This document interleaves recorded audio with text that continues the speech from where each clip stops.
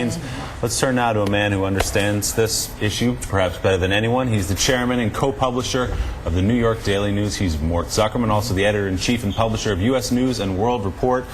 Mort, good morning to you. Good morning. Do you like to have you in? Do you like the bailout? We had no choice.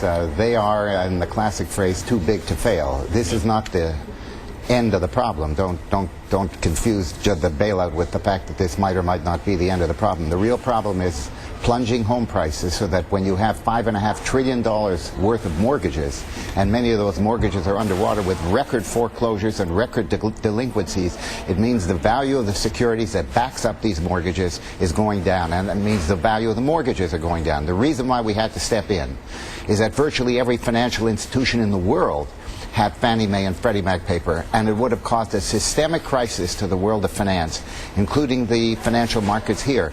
The financial markets serve the purpose of taking the money that is saved and that people have and lending it to the industry and to the commerce of this country. If that system breaks down, we're in for a major economic decline. That's why they had to save the financial system. But the fact is that housing prices are still going down, and going down big time, and this problem is still not measurable. We don't know where the bottom is. They're going to lose hundreds of billions of dollars in this bailout. Okay. Let me ask you a question, Mort. I mean, you have a tendency to look down the road in everything you do. So we are a nation where people do not save money. We are a nation in serious debt. We have a huge national debt. We are a nation with a huge imbalance in exports and imports. What does this bailout, the cost of this bailout, do to the burden that will be carried by our kids? You know, that is absolutely a terrific question, because nobody tends to think about it. I believe that this is going to cost the federal government between $200 and $500 billion at the very least. And all of this is going to be added to the federal debt, and all of this is going to someday have to be paid off, and guess by whom? By our children and our grandchildren. And that's a part of the problem, that we've been running gigantic deficits in this country. We have had a terrible fiscal policy, and we are just accumulating debt, and it is one of the most serious problems, macro problems facing this country. Are we destroying, I mean, is this another step toward the destruction of the credit rating of the government of the United States and the country of the United States worldwide?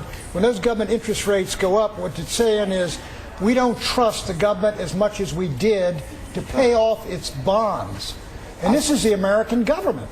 I think the American government credit rating, by and large, will still be intact. It is still the bedrock of our whole financial system, and we can print money. Now, ultimately, this will our currency. You will erode the currency. You won't destroy it under these circumstances. But if we don't get some kind of fiscal management of this economy, Mike's absolutely right. We've had a zero savings rate. People thought that they could save out of the appreciating asset value of their homes. If their home values went up $20,000 in a year, they stopped saving. The net saving out of income was just disappeared. Now people are going to have to save out of income and not out of the value of their homes. They talk about the debt problem. You got personal debt, you got corporate debt, you got government debt, you got deficits, you've got trade deficits, you got Social Security, and all these things. This gigantic $53 trillion debt coming. I mean, we're headed right. It looks like you're headed right for the cliff.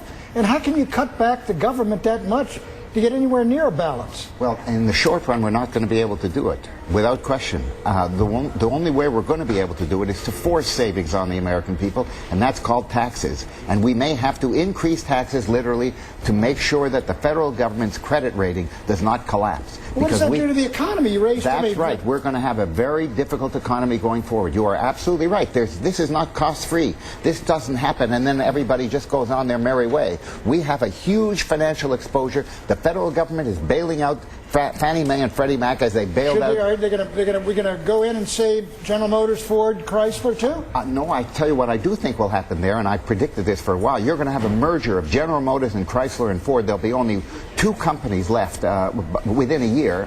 The unions are going to have to make accommodations to this.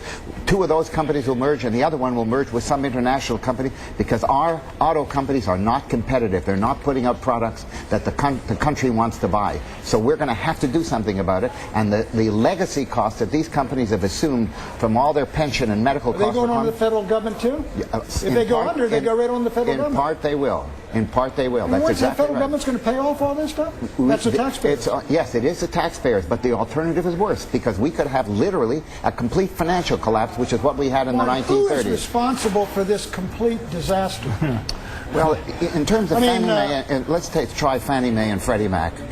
We had the worst kind of system. The private shareholders made the gains when they were gains, and now the public takes the losses when they are the losses. And that was a Who is responsible for oversight when you tell me, we may lose 200, 300 to $500 billion? The Congress originally should have been involved in making sure there was an appropriate kind of regulatory control over this. But the Congress was susceptible to the huge... Well, it's the Congress in general, because they had the worst and most expensive and really the most disgusting lobbying efforts, as we all know, in Washington, and they were able to stop any attempt to introduce regulatory control over them. Larry Summers, who was the former Secretary of the Treasury, berated them for not going out and raising equity money. And they figured, why should we raise equity money? Everybody knows the Feds are going to bail us out, so we can still borrow money. And therefore the earnings went up and the stock went up, and then the housing market collapsed, and they collapsed. Do you think any of the presidential candidates, either of the presidential candidates, can afford to tell the truth about our economic condition?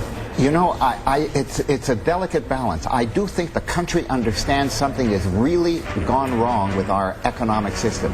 And the reason why is that 68% of the American families own their own homes, and they have seen home prices collapse. They know something is wrong. Not pretty. And they're going to be responsive to somebody who at least begins to approach telling them the truth. Yeah. Well, we're going to have to leave it there. Mort Zuckerman, thanks very much. Mort We need you. Zuckerman. He's the truth teller.